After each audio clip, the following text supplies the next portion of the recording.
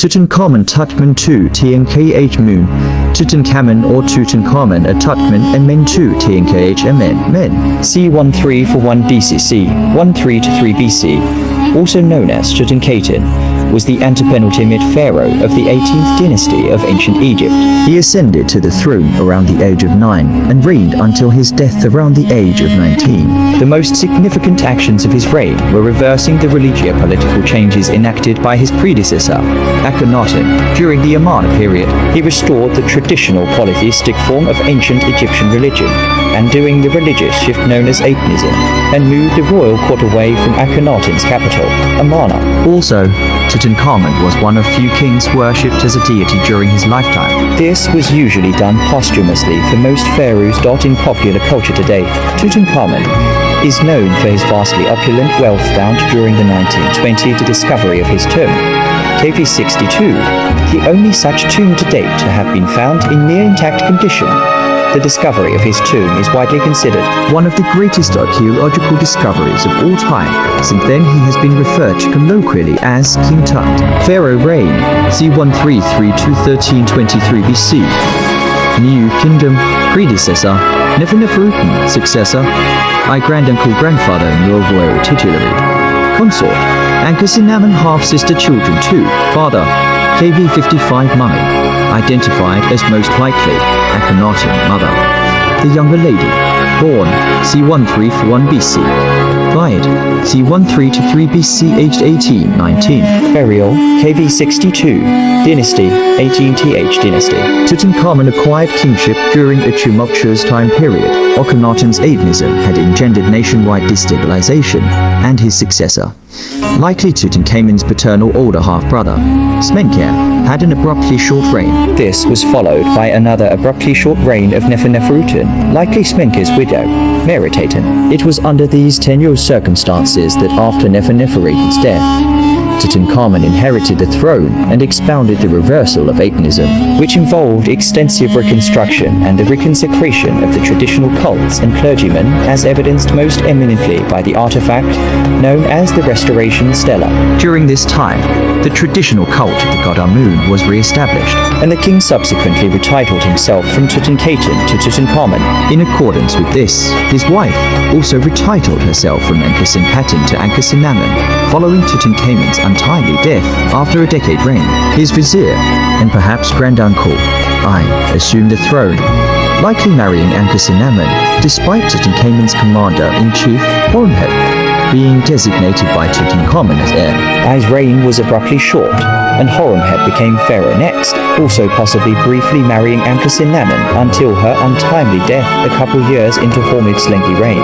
Horemheb was able to secure the throne due to the death of Ai's designated heir, Generalissimo Nathan. Toward the end of Ai's reign, it was Horemheb who saw to it that the restoration of the traditional ancient Egyptian religion was completed, restabilizing the nation. In due course, Horemheb had selected then civilian military officer, Ramesses I, as heir to the throne, who already had a grandson, Ramesses II, who would then go on to become the third pharaoh of the 19th dynasty, garnering recognition today as ancient Egypt's greatest pharaoh. The identity of the younger lady is unknown, but she cannot be Nefertiti, as she was not known to be a sister of Akhenaten. However, researchers such as Mark Gabold and Aidan Dodson claim that Nefertiti was indeed Tutankhamun's mother. In this interpretation of the DNA results, the genetic closeness is not due to a brother-sister pairing, but the result of 3 generations of first-cousin marriage, making Nefertiti a first cousin of Akhenaten. The validity and reliability of the genetic data from mummified remains has been questioned, due to possible degradation due to decay.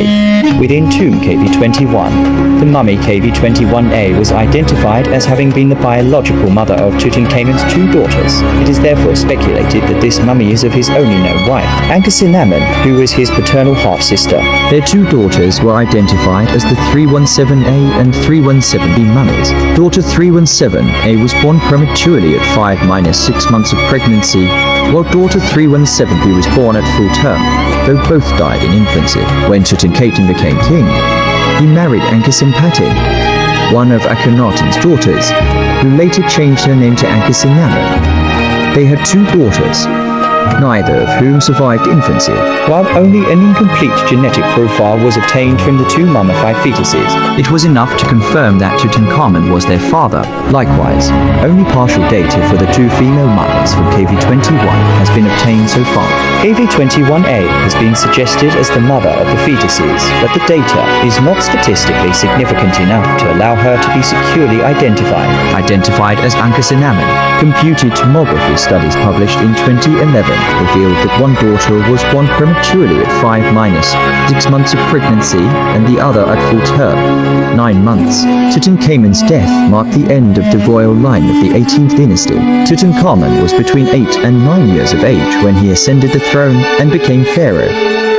Taking the throne name Nefertiti, he reigned for about 9 years. During Tutankhamun's reign, the position of vizier was split between Upper and Lower Egypt. The principal vizier for Upper Egypt was Usermontu. Another figure named Penchu was also vizier, but it is unclear of which lands. It is not entirely known if Tutankhamun's successor, actually held this position. A gold foil fragment from KV-58 seems to indicate, but not certainly, that I was referred to as a priest of Mart along with an epithet of vizier. Doer of Mart. The epithet does not fit the usual description used by the regular vizier, but might indicate an informal title. It might be that I used the title of vizier in an unprecedented manner. An Egyptian priest named Manito wrote a comprehensive history of ancient Egypt, where he refers to a king named Horus, who ruled for 36 years, and had a daughter named Aesinchus, who reigned 12 years, and her brother Rethotis, who ruled for only 9 years. The Amarna rulers are central in the list, but which name corresponds with which historic figure is not agreed upon by researchers. Horus and Aesinchus have been identified with Horemheb and Akhenaten, and Rethotis with Tutankhamun. The names are also associated with Smenkhkare or Menhotep III. And the others in differing order. Kings were venerated after their deaths through mortuary cults and associated temples. Tutankhamun was one of the few kings worshipped in this manner during his lifetime. A stela discovered at Karnak and dedicated to Amun-Ai and Tutankhamun indicates that the king could be appealed to in his deified state for forgiveness, and to free the petitioner from an ailment caused by sin. Temples of his cult were built as far away as in Kawa and Faris in Nubia. The title of the sister of the viceroy of Kush included a reference to the deified king, indicative of the universality of his cult in order for the pharaoh, who held divine office, to be linked to the people and the gods. Not all Egyptologists agree with this interpretation. English Egyptologist Baptist Gunn believed that the older interpretation did not fit with Akhenaten's theology. Gunn believed that such a name would have been blasphemous. He saw Tut as a verb and not a noun, and gave his translation in 1926 as the life of Aten is pleasing. Professor Gerhard Fecht also believed the word Tut was a verb. He noted that Akhenaten used it as a word for image, not Tut. Fecht translated the verb Tut as to be perfect or complete, using Aten as the subject. Fecht's FUL, full translation named One Perfect of Life is Aten. The Hermopolis Block 2 block fragments discovered in Ashbianin has a unique spelling of the first nomen written as Tutankhaten. It uses Ankh as a verb, which does support the older translation of living image of At. At the beginning of Tutankhaten's reign, the royal court was still located at Amarna, and evidence from his tomb shows that the Aten was still acknowledged. But several pieces of evidence suggest that his court was trying to reconcile Atenism with the traditional religion, and activity at Amarna decreased during the first 4 years of his reign. These years brought dramatic reversals of Akhenaten's policies, which, given the king's young age, must have been instigated by his advisors. In the 3rd year of Tutankhaten's reign, his name was changed to Tutankhamun, and that of his queen to Ankhesenamun. The restoration stela, which probably dates to year 4 of Tutankhamun's reign, characterizes the Amarna period as a time of disaster, saying, temples and the estates of the gods and goddesses from Elephantine to the marshes of the delta had fallen into ruin. If you asked a god for advice, he would not attend, and if one spoke to a goddess likewise, he would not attend. The stela proclaims the rebuilding of the traditional cults. Priests and other members of temple staffs were restored to their former positions. Around this time, the royal court abandoned Amarna. Memphis became the main seat of royal administration, continuing a trend that dated back to Akhenaten's predecessors, toward administering the country from that central location rather than the more outlying site of Thebes. With Amu restored as Egypt's preeminent deity, Thebes once again became its greatest center of religious activity.